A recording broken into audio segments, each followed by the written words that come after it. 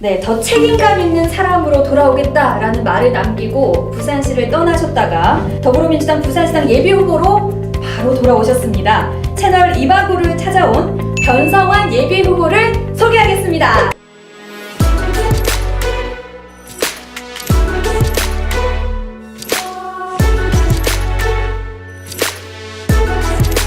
별명이 있어요. 무슨 별명? 준비된 시장이다. 미들맨이라고 있더라고요. 민을맨. 민을맨. 그러니까 부산시 예산이 얼마인 줄 아세요? 나오는 대로 다 털어드리겠습니다. 채널 이바구 시작합니다. 네, 여러분 반갑습니다. 저는 오늘 진행을 맡은 방송인 재현아입니다. 네, 더 책임감 있는 사람으로 돌아오겠다라는 말을 남기고 부산시를 떠나셨다가 더불어민주당 부산시장 예비후보로 바로 돌아오셨습니다.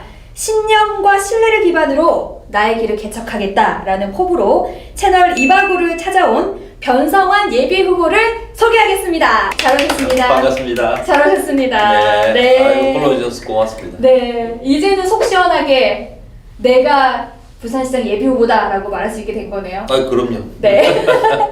오늘 막 출마 선언을 하셨어요. 네, 했습니다. 혹시 지금의 심정을 5글자로 표현이 가능할까요?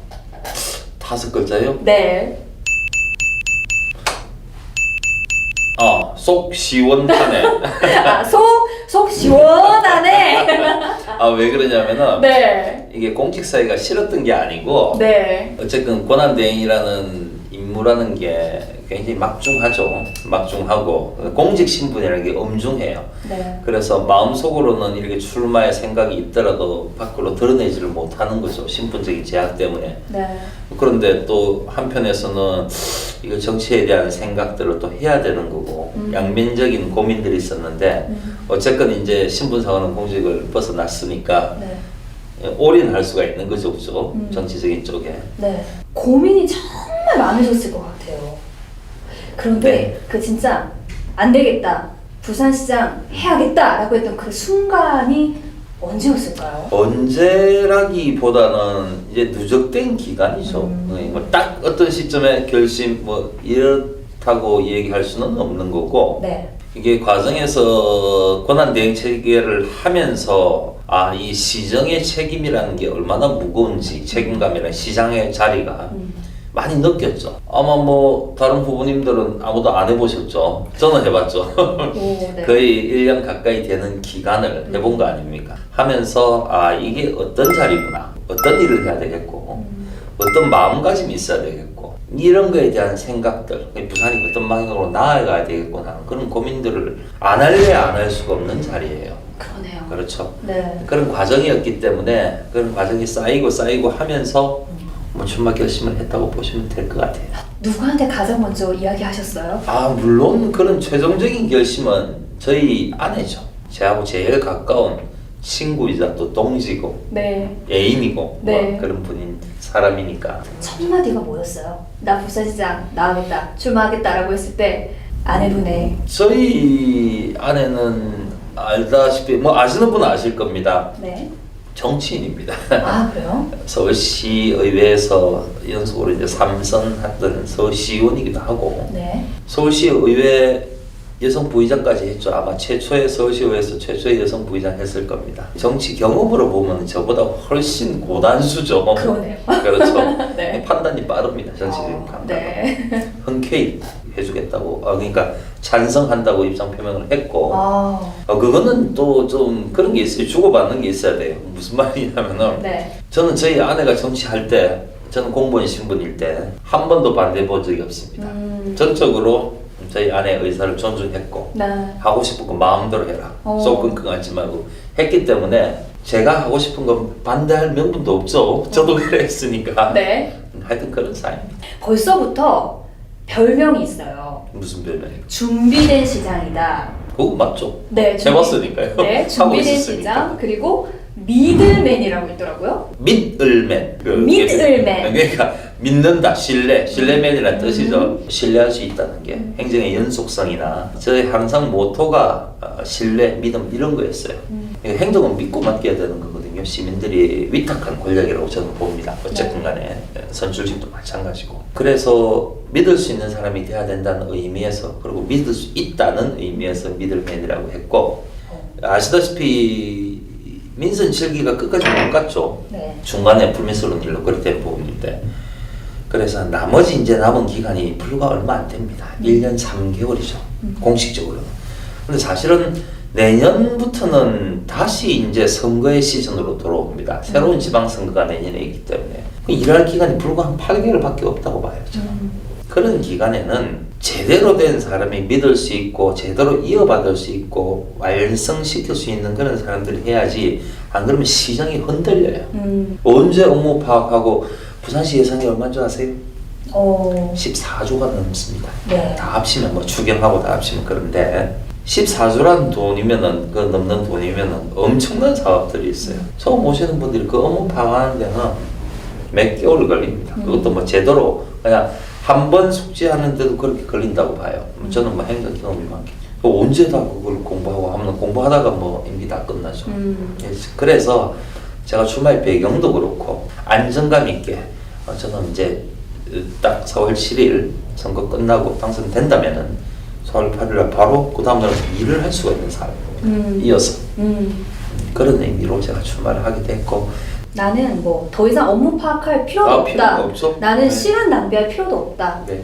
일단 뽑아 놓으면 난 바로 일할 수 있는 사람이다. 그렇죠. 그게 이제 공백이 없는 거죠. 행정 공백이라는 건 그런 겁니다. 믿을 수 있겠네요. 뭔가 얘기 들으니까 믿음이 갑니다. 혹시 만약에 후보님을 음식에 비유를 한다면, 나 변성하는 이런 음식과 좀 비슷한 것 같다. 난 이런 사람이다. 이 첩보는 와닿지 않습니까? 아, 뭔가 된장찌개 같잖아요.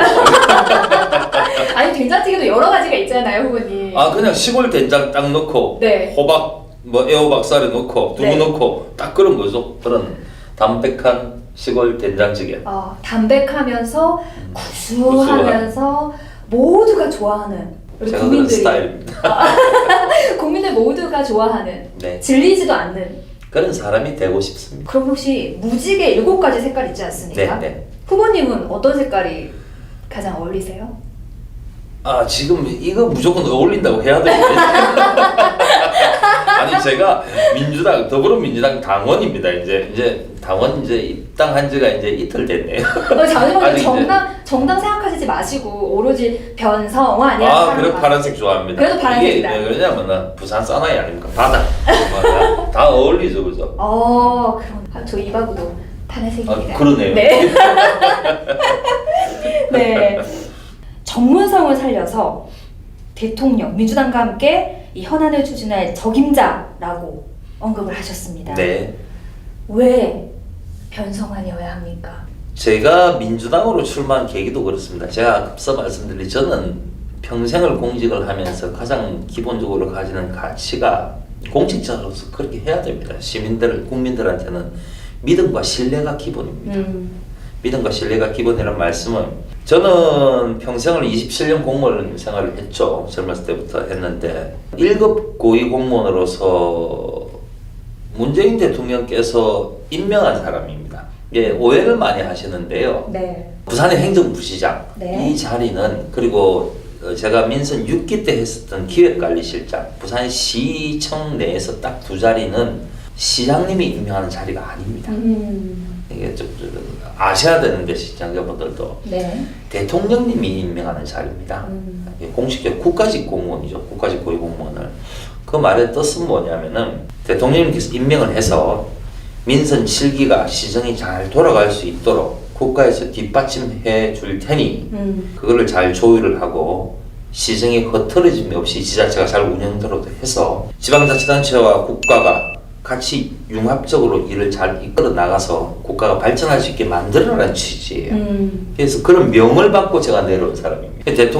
문재인 대통령의 명을 받고 내려왔죠. 어쨌건 왔으니까 당연히 민선 7기의 기존에 가지고 있는 거기에 서포트를 해야 되는 거고, 또 이제 뭐 전임 시장이 불미스러운 일로 그렇게 되긴 했지만, 전임 시장 또한 민선 7기가 시장 개인의 문제가 오고 부산 시민들이 뽑은 사람입니다. 그리고 부산 시민들이 부산시당 더불어민주당을 인정을 해서 당신들이 만들어진 공약, 당신들이 만든 약속을 임기 4년 동안 이렇게 실천을 해라고 한 겁니다. 그 안에 공약하고 뭐 그런 것들이 다 담겨 있죠.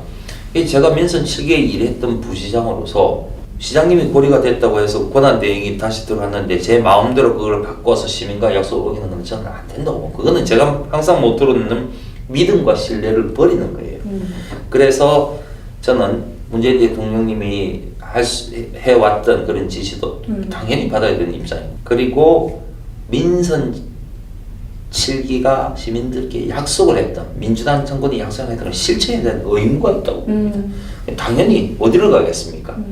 민주당이 당연히 입당을 해야 되는 거고 민선 7기 시민과 약속들을 끝까지 실천을 해야 되는 게 제 과제라고 생각을 해요. 그런 차원에서 이제 나온 거니까 그거는 좀 흔들림이 없어야 된다고 봅니다. 그러니까 어쨌든 지금 하고 있는 사업들을 계속 이어서 할 수 있는 당연하죠. 네. 네. 인정을 받았기 때문에. 인정을 받았다기보다는 그렇게 해왔고 지금까지 네. 그거를 또 제가 출마를 해서 이제 공직신문을 벗어났지만 당연히 또 민주당이 입당을 해야 되는 거고요. 입당을 해서 그걸 이어받아서 민주당 부산 정권이 약속한 시민들과 약속을 실천하는 것도 제 몫이라고 봅니다. 혹시 이 자리에 오기까지 어떤 부분이 좀 가장 고마우세요? 가까운 사람이야. 저하고 제일 가까운 사람이야. 아내가 고맙죠. 그리고 가족이 제일 고맙죠. 왜 그러냐면 이게 행정의 영역은 제가 평생을 행정 공무를 했으면 정치의 영역은 이제 발을 들여놓는 거거든요. 애들이 다른 세상이죠. 그죠? 제가 애들이 2명 있습니다. 딸, 아들이 이제 가족, 저희 아내. 한 명도 이렇게 반대를 하는 분이 안 계시죠. 고맙죠, 제일. 가족 말고 정말 혹시 존경하는 리더나 문재인 대통령도 제가 존경합니다. 그거는 뭐 당연한 부분이고. 근데 제가 옛날에 노무현 대통령님을 참여정부 때 의전행정관으로 모셨어요. 지금 거리에서 항상 이제 행사 다니고 할 때마다 그런 걸 가까이서 뵙고 했는데 참 존경할 수 있는 그런 분이라고 생각합니다. 혹시 그러면 해주셨던 이야기 중에 기억에 남는 게 있으세요? 제가 노무현 대통령 모시고 노무현 대통령님이 방북을 했죠. 그때 평양 방문을 하고 네. 했지 않습니까? 네. 그때 군사 분계선을 육로로 건넜어요.